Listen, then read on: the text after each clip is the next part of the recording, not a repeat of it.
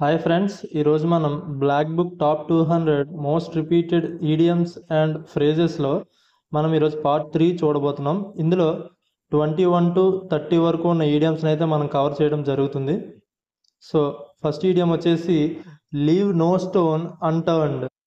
అంటే try every possible course of action in order to achieve something or to make all possible efforts అని.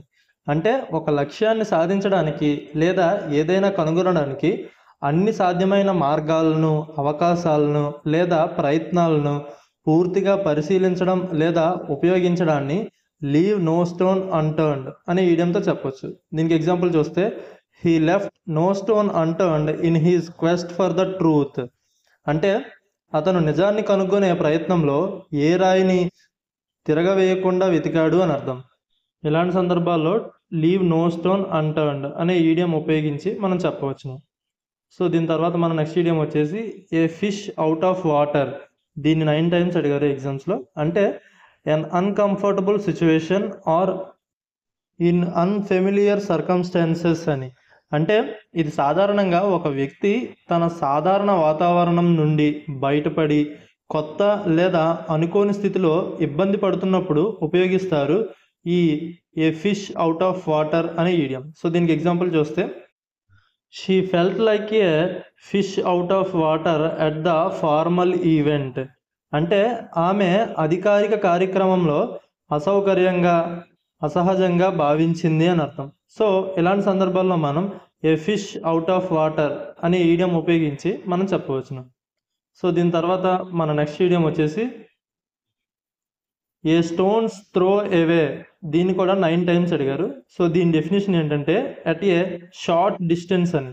అంటే ఇది సాధారణంగా రాయి విసిరినంత దూరం, అంటే చాలా సమీపంలో ఉన్న దూరాన్ని సూచించడానికి ఉపయోగిస్తారు. అంటే మరీ దూరం కాకుండా చాలా దగ్గర, నియర్ బై. సో ఇలాంటి అర్థాలు వచ్చే సందర్భాల్లో మనం చెప్పడానికి ఈ ఏ స్టోన్స్ త్రో అవే అని ఈడియంతో చెప్పొచ్చు. దీనికి ఎగ్జాంపుల్ చూస్తే, we leave a stones throw away from the beach. అంటే మేము బీచ్ నుండి చాలా దగ్గరగా, రాయి విసిరినంత దూరంలో నివసిస్తాము అని అర్థం. మీరు పక్క ఫోటో కానీ గమనించినట్లయితే అందులో ఒక పర్సన్ రాయి విసురుతున్నట్టు గమనించవచ్చు. అంటే అది మనకు విజిబుల్గా కనిపిస్తుంది. సో చాలా షార్ట్ డిస్టెన్స్ అని మనకు అర్థమైపోద్ది. సో దీన్నే మనం ఇలాంటి సందర్భాల్లోనే ఏ స్టోన్స్ త్రో అవే అనే ఈడియంతో మనం చెప్పవచ్చు. నెక్స్ట్ ఈడియం వచ్చేసి at the drop of a hat or dime. దీన్ని కూడా 9 times అడిగారు ఎగ్జామ్స్లో. దీని డెఫినేషన్ వచ్చేసి without any hesitation or instantly or without having planned beforehand అని. అంటే ఇది సాధారణంగా ఒక వ్యక్తి ఎటువంటి ఆలస్యం లేదా తయారీ లేకుండా వెంటనే చర్య తీసుకోవడాన్ని సూచిస్తుంది ఈ at the drop of a hat or dime అనే ఈడియం. సో దీనికి మనం ఎగ్జాంపుల్ చూస్తే, he's ready to help at the drop of a hat. అంటే అతను తక్షణమే ఎటువంటి సంకోచం లేకుండా సహాయం చేయడానికి సిద్ధంగా ఉంటాడు అని అర్థం. సో ఇలాంటి సందర్భాల్లో మనం at the drop of a hat or dime అనే ఈడియం ఉపయోగించి మనం చెప్పవచ్చును. సో దీని తర్వాత మన నెక్స్ట్ ఈడియం వచ్చేసి బీ ఆల్ ఇయర్స్. దీన్ని కూడా 9 times అడిగారు ఎగ్జామ్స్లో.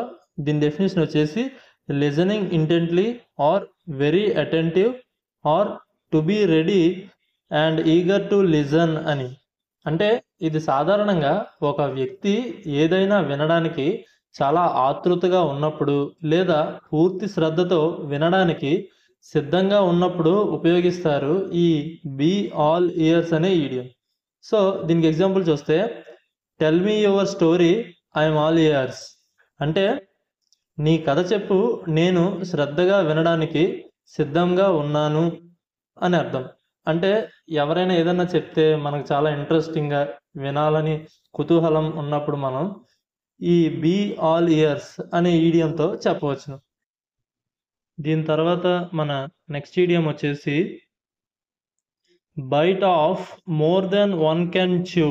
దీన్ని కూడా 9 times అడిగారు. అంటే దీని అర్థం to take more than one can deal with or to take on a task too big for oneself or to have tried to do something which is too difficult అని. అంటే ఇది సాధారణంగా ఒక వ్యక్తి తన సామర్థ్యానికి మించిన పనిని తీసుకొని దానిని పూర్తి చేయడం కష్టమవుతుందని సూచిస్తుంది. దీనికి మనం ఎగ్జాంపుల్ చూస్తే she bit of more then she could chew by taking on 3 projects at once. అంటే ఆమె ఒకేసారి 3 ప్రాజెక్టులను చేపట్టడం ద్వారా తన సామర్థ్యానికి మించిన బాధ్యతలను తీసుకుంది అని అర్థం. సో ఇలాంటి సందర్భాల్లోనే మనం bite off more than one can chew అనే ఈడియం ఉపయోగించి మనం చెప్పవచ్చును. సో దీని తర్వాత మన నెక్స్ట్ ఈడియం వచ్చేసి బై ఫిట్స్ అండ్ స్టార్ట్స్. దీన్ని కూడా 9 టైమ్స్ అడిగారు. దీని డెఫినేషన్ వచ్చేసి అన్స్టడీ ఆర్ ఇర్రెగ్యులర్లీ అని. అంటే ఒక పనిని స్థిరంగా లేకుండా అప్పుడప్పుడు లేదా అడపాదడపా చేయడం, అంటే మధ్య మధ్యలో ఆగిపోయి మళ్ళీ ప్రారంభించడాన్ని బై ఫిట్స్ అండ్ స్టార్ట్స్ అనే ఈడియంతో మనం చెప్పవచ్చును. దీనికి ఎగ్జాంపుల్ చూస్తే he worked on the project by fits and starts never consistently. అంటే అతను ప్రాజెక్టుపై అడపాదడపా స్థిరంగా లేకుండా పనిచేశాడు అని అర్థం. సో ఇలాంటి సందర్భాల్లో మనం బై ఫిట్స్ అండ్ స్టార్ట్స్ అనే ఈడియం ఉపయోగించి మనం చెప్పవచ్చును. సో దీని తర్వాత మన నెక్స్ట్ ఈడియం వచ్చేసి కాక్ అండ్ బుల్ స్టోరీ. దీన్ని కూడా 9 టైమ్స్ అడిగారు ఎగ్జామ్స్లో. దీని డెఫినేషన్ చూస్తే an implausible story used as an explanation or excuse, or absurd story, or improbable story, or wildly exaggerated or falsified story అని. అంటే నమ్మశక్యం కాని, అసంబద్ధమైన లేదా ఊహాజనితమైన కథ లేదా వివరణ. అంటే సాధారణంగా అది నిజం కాదని లేదా అతిశయోక్తిగా ఉంటుందని సూచించడానికి ఉపయోగిస్తారు ఈ కాక్ అండ్ బుల్ స్టోరీ అనే ఈడియం. సో దీనికి ఎగ్జాంపుల్ చూస్తే his excuse for being late was a cock and bull story.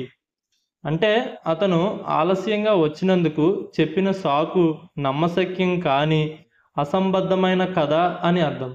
So ఇలాంటి సందర్భాల్లో మనం కాక్ అండ్ బుల్ స్టోరీ అనే ఈడియం ఉపయోగించి మనం చెప్పవచ్చు. సో నెక్స్ట్ ఈడియం వచ్చేసి ఫెయిర్ వెదర్ ఫ్రెండ్స్. దీన్ని కూడా 9 టైమ్స్ అడిగారు ఎగ్జామ్స్లో. దీని డెఫినేషన్ వచ్చేసి friends in good times, or supports only when easy and convenient, or a friend who deserts you in difficulties, or an unreliable friend, or a selfish friend అని. అంటే మంచి సమయాల్లో మాత్రమే స్నేహంగా ఉండే వ్యక్తులు, అంటే కష్ట సమయాల్లో లేదా సవాళ్ళు ఎదురైనప్పుడు మద్దతు ఇవ్వకుండా దూరమయ్యే స్నేహితుల్నే ఫెయిర్ వెదర్ ఫ్రెండ్స్ అనే ఈడియం ఉపయోగించి మనం చెప్పవచ్చును. దీనికి మనం ఎగ్జాంపుల్ చూస్తే don't rely on fair weather friends during tough times. అంటే కష్ట సమయాల్లో మంచి సమయాల స్నేహితులపై ఆధారపడవద్దు అని అర్థం. అంటే మనం బాగున్నప్పుడు మనతో ఉండి మనం బాగాలేనప్పుడు దూరం అయ్యే వాళ్ళనే ఫెయిర్ వెదర్ ఫ్రెండ్స్ అనే ఈడియంతో మనం చెప్పవచ్చును. నెక్స్ట్ ఈడియం వచ్చేసి గెట్ అవుట్ ఆఫ్ హ్యాండ్. దీన్ని కూడా 9 టైమ్స్ అడిగారు ఎగ్జామ్స్లో. దీని డెఫినేషన్ వచ్చేసి to become uncontrollable or get out of control అని. అంటే ఒక పరిస్థితి, పని లేదా ప్రవర్తన నియంత్రణలో లేకుండా పోవడాన్ని లేదా అదుపు తప్పడాన్ని గెట్ అవుట్ ఆఫ్ హ్యాండ్ అనే ఈడియం ఉపయోగించి మనం చెప్పవచ్చును. సో దీనికి ఎగ్జాంపుల్ చూస్తే the situation got out of hand due to poor management. అంటే పేలవమైన నిర్వహణ వల్ల పరిస్థితి అదుపు తప్పింది అని అర్థం. సో ఇలాంటి సందర్భాల్లో మనం గెట్ అవుట్ ఆఫ్ హ్యాండ్ అనే ఈడియం ఉపయోగించి మనం చెప్పవచ్చును. వీడియో నచ్చితే లైక్ చేయండి, వీలైతే ఛానల్ని సబ్స్క్రైబ్ చేసుకోండి. Thanks for watching.